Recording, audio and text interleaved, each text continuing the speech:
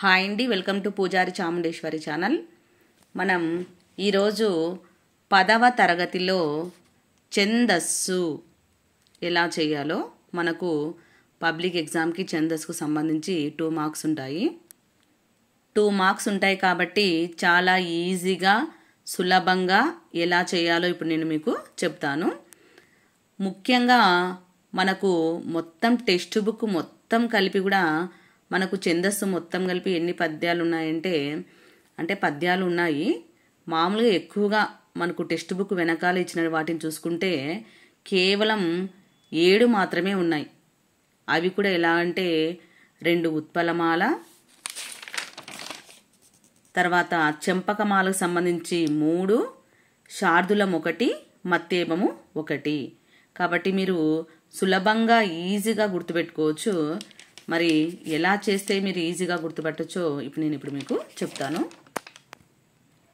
మొట్టమొదట మనకు 10వ తరగతిలో మొదటి పాఠం వచ్చేసి ప్రత్యక్ష దైవాలు. ఈ ప్రత్యక్ష దైవాలు అనే పాఠంలో మనకు 2 టెక్స్ట్ బుక్ వెనకాల 2 పద్య యొక్క పాదాలను ఇవ్వడం జరిగింది. మొదటిది వచ్చేసి ఎంతయు వృద్ధులై తనకు నీకొక రెండవ తెప్పగా గన అనేటువంటి పాదాన్ని ఇవ్వడము జరిగింది. మొట్టమొదట మనకు పరీక్షలో ఏం చేయాలంటే వాళ్ళు ఇచ్చినటువంటి పాదము అంటేమి మనకు పద్యంలో ఉండేటువంటి మొత్తము పద్యంలో ఎన్ని పాదాలు ఉంటాయి? 4 పాదాలు ఉంటాయి. పాదం అంటే ఒక లైన్ అన్నమాట. మనకు ఎగ్జామ్లో ఇచ్చినటువంటి వాక్యాన్ని, ఆ యొక్క పాదాన్ని మనం ఏం చేయాలి? నీట్గా రాసుకోవాలి. రాసేటప్పుడే మనం ఏం చేయాలంటే మనం ఘన విభజన అనేది 3 అక్షరాలను కలిపి విడదీస్తాం కాబట్టి ముందుగానే మనకు మధ్యన 3 అక్షరాల తర్వాత ఒక గీత గీయడానికి మీరు కొద్దిగా ప్లేస్ వదులుకొని రాసుకుంటే బాగుంటుంది. ఇక్కడ చూడండి, నేను ఏ విధంగా అయితే 3 అక్షరాలు అయిపోయిన వెంటనే ఒక గీతను గీశానో అలా ఆ యొక్క గీత పట్టడానికి సరిపడేటువంటి ప్లేస్ని మీరు వదులుకొని నీట్గా రాయండి. మొట్టమొదట ఇచ్చినటువంటి పాదాన్ని మీరు మీ యొక్క పేపర్లో రాసుకోవాలి. రాసిన వెంటనే ఏం చేయాలంటే మొట్టమొదట చేయాల్సిన పని ఏమంటే లెక్క పెట్టడం. ఇచ్చినటువంటి పాదంలో అక్షరాలను లెక్క పెట్టాలి. మరొకసారి మొట్టమొదట చేయాల్సిన పని ఏమంటే ఇచ్చినటువంటి పాదంలో ఎన్ని అక్షరాలు ఉన్నాయి ఆ యొక్క అక్షరాలని లెక్క పెట్టాలి. లెక్క పెట్టేటప్పుడు చాలా జాగ్రత్తగా లెక్క పెట్టాలి. ఎందుకంటే మనము లెక్క పెట్టడం తప్పు చేసినామనుకోండి మొత్తము తప్పు అయిపోతుంది. కాబట్టి చాలా జాగ్రత్తగా ఆచితూచి మనం ఏం చేయాలి? అక్షరాలను లెక్క పెట్టాలి. లెక్క పెట్టేటప్పుడు నకారము ఉన్నటువంటి అక్షరాలను మనము ప్రత్యేకమైనటువంటి అక్షరంగా లెక్క పెట్టకూడదు. అర్థమవుతుందా? ఏమీ లేదు. నకారం అంటే మీకు ఇప్పుడు రోహన్ అనే పదం ఉంది. ఆ రోహన్ అనే పదంలో ఎన్ని అక్షరాలు ఉన్నాయంటే ఎన్ని చెప్తారు? 2.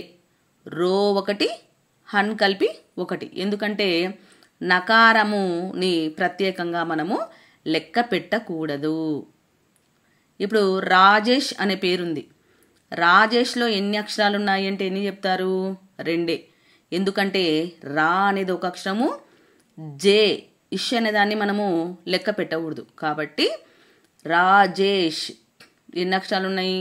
2 అక్షరాలు మాత్రమే ఉన్నాయి. అర్థమైందా అండి? నకారాన్ని మనము లెక్క పెట్టకూడదు. తర్వాత 0 ఉన్నటువంటి అక్షరాలను కూడా మనము ప్రత్యేకంగా ఎక్స్ట్రాగా లెక్క పెట్టకూడదు. ఇప్పుడు ఇడం చూడండి, ఎంతయు అని ఉంది. దానిలో ఏని 0ని కలిపి మొత్తం కలిపి ఒక అక్షరంగానే తీసుకోవాలన్నమాట. తీసుకొని దానికి గురు వేసుకోవాలి. నకారం అక్షరాలు వచ్చినప్పుడు ఏం చేయాలి? ముందక్షరము ఆ నకారానికి కలిపి గురువు అనేది వేసుకోవాలి. అర్థమైందా అండి? మొట్టమొదట ఇచ్చినటువంటి పాదాన్ని రాసుకోవాలి. రాసుకునేటప్పుడే మూడు అక్షరాలకు మధ్యన కొద్దిగా గ్యాప్ ఇచ్చి మనం రాసుకుంటే నీట్గా బాగుంటుంది. మొట్టమొదట చేయాల్సిన పని ఏమంటే అక్షరాలను లెక్క పెట్టడం. బాగా జాగ్రత్తగా గుర్తుపెట్టుకోండి, అక్షరాలను లెక్క పెట్టాలి. లెక్క పెట్టేటప్పుడు నకారము ఉన్నటువంటి అక్షరాలని, సున్నా ఉన్నటువంటి అక్షరాలను సపరేట్గా లెక్క పెట్టకూడదు అన్నమాట. వాటిలోని కలిపి లెక్క పెట్టాలి. అర్థమైందా? అలా లెక్క పెట్టాక ఇప్పుడు లెక్క పెడదాం. ఎన్ని ఉన్నాయి ఇక్కడ? 1 2 3 4 5 6 7 8 9 10 11 12 13 0 వచ్చింది. మనం సపరేట్గా లెక్క పెట్టడంలే. 13 14 15 16 17 18 19 20. మనకు ఇక్కడ 20 అక్షరాలు వచ్చినాయి. 20 అక్షరాలు వచ్చినప్పుడు మనము కొద్దిగా డౌట్ వస్తుంది. ఎందుకంటే మనకు ఉత్పలమాలలో 20 అక్షరాలు వస్తాయి, మత్తేబంలో కూడా 20 అక్షరాలే వస్తాయి. కాబట్టి అక్కడ కొద్దిగా మనము ఆలోచించి పెట్టాల్సి ఉంటుంది. ఒకవేళ మనం లెక్క పెట్టేటప్పుడే 19 అక్షరాలు వచ్చినాయనుకోండి, డైరెక్ట్గా మనము శార్దూలము అని పెట్టొచ్చు. ఒకవేళ 21 అక్షరాలు వచ్చినాయనుకోండి, చంపకమాల అని మనము సులభంగా గుర్తుపట్టి రాసేయచ్చు అనమాట. కేవలం ఆ యొక్క ఉత్పలమాల అని రాస్తే కూడా మనకు 1 మార్కు వస్తుంది. ఛందస్సు, ఘన విభజన ఇవంతా చేయకపోయినా కేవలం మనము ఉత్పలమాల, చంపకమాల, శార్దూలము, మత్తేబము అని రాసినా కూడా మనకు 1 మార్క్ అనేది వస్తుంది. మొట్టమొదట అక్షరాలను లెక్క పెట్టిన తర్వాత 3 అక్షరాలను విభజించాలి. ఈ విధంగా 3 అక్షరాల తర్వాత ఒక నిలువు గీతను గీసుకోవాలి. అలా గీసిన తర్వాత మూడోది ఏం చేయాలంటే యమాతారాజ బాణసలగం. యమాతారాజ బాణసలగం అని రాసుకొని వాటికి లఘువు గురువులను గుర్తించాలి. ఈ విధంగా ఇక్కడ కూడా చూసినారా, మనకి ఈ యమాతారాజ బాణసలగంలో మనకి లఘువులు 5 ఉన్నాయి, గురువులు 5 ఉన్నాయి. చూసారా, మొదటి అక్షరము లఘు ఉంటే చివరి అక్షరము గురువు అవుతుంది. తర్వాత రెండో అక్షరము ఇక్కడ గురువు అయితే వెనక పక్క నుంచి లఘువు అయింది. 3 కూడా గురువు అయితే వెనక నుంచి 3వ అక్షరము లఘువు అయింది. 4వ అక్షరం గురువు అయితే ఇక్కడ 4వ అక్షరము లఘువు అయింది కదా. ఇక్కడ వరకు ఆపోజిట్గా వచ్చింది.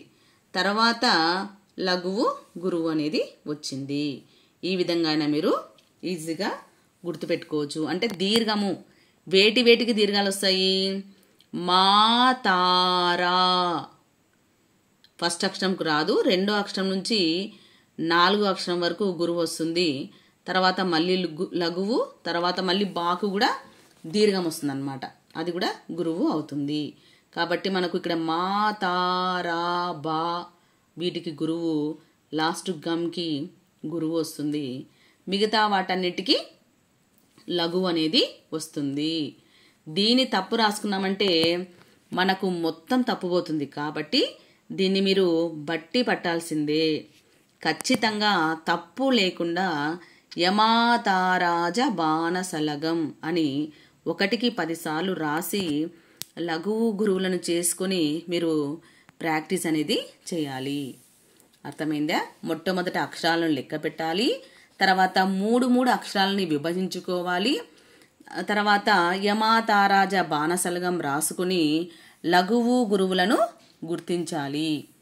తర్వాత ఏం చేయాలంటే మనకి ఇక్కడ ఒక పాదం ఇచ్చారని చెప్పినాను కదా, ఈ పాదంలో ఎక్కడైతే ఇచ్చిన పాదంలో ఎక్కడైతే ఒత్తు అక్షరాలు లేవో, అంటే ఎక్కడ ముందు కానీ వెనక కానీ ఎక్కడైతే ఒత్తు అక్షరాలు లేవో అది చూసుకోవాలి. చూసుకొని సులభమైనటువంటి పదానికి లఘువు గురువులను గుర్తించాలి. ఏమి లేదండి, ఇక్కడ మనకు ఈ వాక్యం ఇచ్చారు కదా, పాదం ఇచ్చారు కదా, దీనిలో ముందు వెనుక ఒత్తు అక్షరాలు లేనివి ఏమున్నాయి చూడండి. ఇక్కడ నీకొక అనే పదం ఉంది. దీనికి ముందు కానీ తనకులో ఏం ఒత్తు అక్షరాలు లేవు, రుండవలో ఒత్తు అక్షరాలు లేవు. కాబట్టి మనం ఈ నీకొక అనే పదానికి మనము లఘువు గురువులని మొదట చేసేసుకోవాలి. నీకి గుడి దీర్ఘం వచ్చింది కాబట్టి ఏమవుతుంది? గురువు. తర్వాత ఏమొచ్చింది? పొట్టక్షరం కాబట్టి లఘువు. తర్వాత ఏమొచ్చింది? పొట్టక్షరమే కాబట్టి లఘువు. ఎందుకు ఇలాగా సులభంగా ఉండేదే చేసుకోవాలి అంటే మీ అందరికీ తెలిసిందే, ఒత్తక్షరాలన్నీ లఘువులు అవుతాయి, దానికి ముందుండే అక్షరం ఏమవుతుంది? గురువు అవుతుంది. కాబట్టి మీరు అక్కడ కన్ఫ్యూజ్ కావడానికి అవకాశం ఉంటుంది. కాబట్టి నేనేం చెప్తున్నానంటే ఇచ్చినటువంటి పాదంలో ఎక్కడైతే ముందు కానీ వెనక కానీ ఒత్తక్షరాలు లేవో వాటిని తీసుకొని ఆ ఒక్క గణాన్ని ఒక్కటి చేసుకుంటే అది ఏదో అనేది మనకు కనుక్కుంటే మనము సులభంగా చేయొచ్చు. ఎప్పుడు ఇది అవసరం అవుతుందంటే మనకు 20 అక్షరాలు వచ్చినప్పుడు మాత్రమే ఈ విధంగా చేయాలి. ఎందుకంటే 19 అక్షరాలు వచ్చినప్పుడు మనకు ఏమీ డౌట్ ఉండదు. ఎందుకు? 19 అక్షరాలు ఇక్కడ ఉంటాయి, శార్దూలంలో ఉంటాయి. తర్వాత 21 అక్షరాలు వచ్చినప్పుడు కూడా మనం ఈ విధంగా చేయాల్సిన అవసరము లేదు. ఎందుకు? 21 అక్షరాలు ఎక్కడ ఉంటాయి? చంపకమాలలో ఉంటాయి. కానీ 20 అక్షరాలు వచ్చినప్పుడు మాత్రమే అది ఉత్పలమాలన మత్తేబమా అనేటువంటి డౌట్ అనేది సందేహం మనకు వస్తుంది. కాబట్టి మనము ఇక్కడ చేసేసుకుంటే ఇప్పుడు నీకొక అనేది చేసినప్పుడు ఏమొచ్చింది? గురువు లఘువు లఘువు. ఆ గురువు లఘువు లఘువు ఎక్కడుంది? పైన ఇక్కడ ఉంది, భా కదా. గురువు లఘువు లఘువు కాబట్టి అది భగనం అవుతుంది. భగనం అవుతుంది కాబట్టి మనం మొదటి నుంచి రాసుకుంటూ రావాలి. భరణ భ భ రవ సరిపోయిందా? బా. అదే కానీ సా భ ర నా వస్తుంది ఇక్కడ. సభరణ రాసింటే ఒకవేళ సభరణమయవైతే దీనికి సరిపోదు. ఎందుకు? నీకొకట అనే చోట ఏమవుతుంది? రాసుకుంటే సా బా రా నా వస్తుంది కదా. మనకి ఇక్కడ నీకొక అనే పదం ఏమొస్తుంది? సభర నా వస్తుంది. కానీ మనకి అక్కడ పైన ఏమొచ్చింది? భా వచ్చింది. కాబట్టి మనకు భరణ బబరవానే కరెక్టు. ఇది ఉత్పలమాల అని మీరు గుర్తించడానికి అవకాశం అనేది ఉంటుంది. అర్థమవుతుందా అండి? ఏమి లేదు, మొట్టమొదట ఇచ్చినటువంటి పాదాన్ని రాసుకోవాలి. రాసుకునేటప్పుడే 3 అక్షరాల మధ్యన గ్యాప్ ఉండేలాగా రాసుకోవాలి. తర్వాత ఏం చేయాలి? లెక్క పెట్టేటప్పుడే నకారం కానీ 0 అక్షరాలను కానీ మనం ప్రత్యేకంగా సపరేట్గా లెక్క పెట్టకూడదు మనము. అర్థమైందా? తర్వాత 3 అక్షరాలని విభజించుకోవాలి. తర్వాత యమాతారాజ బాణసలగం అని రాసుకొని లఘువు గురువులని గుర్తించాలి. తర్వాత ఇచ్చిన పాదంలో ఎక్కడైతే ఒత్తక్షరాలు లేవో ముందు వెనక చూసుకొని ఆ సులభమైన పదానికి లఘువు గురువులను మనము గుర్తించాలి. ఎందుకు అలా చేయాలి అంటే అలా చేసినప్పుడు మాత్రమే మనము ఉత్పలమాలన మత్తేబమ అనేటువంటి దాన్ని మనము సులువుగా గుర్తుపట్టడానికి అవకాశం అనేది ఉంటుంది. వచ్చిన లఘువు గురువులను బట్టి అది ఏ గణమో అని మనము యమాతారాజ బాణసలగం చూసి రాసుకోవాలన్నమాట. అంతేమైంది కదా. ఇక్కడ ఇలా యమాతారాజ బాణసలగం అని రాసుకొని మనకు వచ్చినటువంటి గణము ఏ గణమో దీని ద్వారా మనము గుర్తు అనేది పట్టవచ్చును. ఎప్పుడు చేయాలని చెప్పినా ఇదంతా కూడా కేవలం 20 అక్షరాలు వచ్చినప్పుడు మాత్రమే ఈ విధంగా చేయాలి. ఒకవేళ 19, 21 అక్షరాలు వచ్చినాయనుకోండి, మనం డైరెక్ట్గా శార్దూలము చంపకమాల అని రాసి వాటి యొక్క గణాలు ఏవో రాసేసి మనం డైరెక్ట్గా అవి చేసుకుంటూ గణాలు రాసుకుంటూ పోవచ్చు అన్నమాట.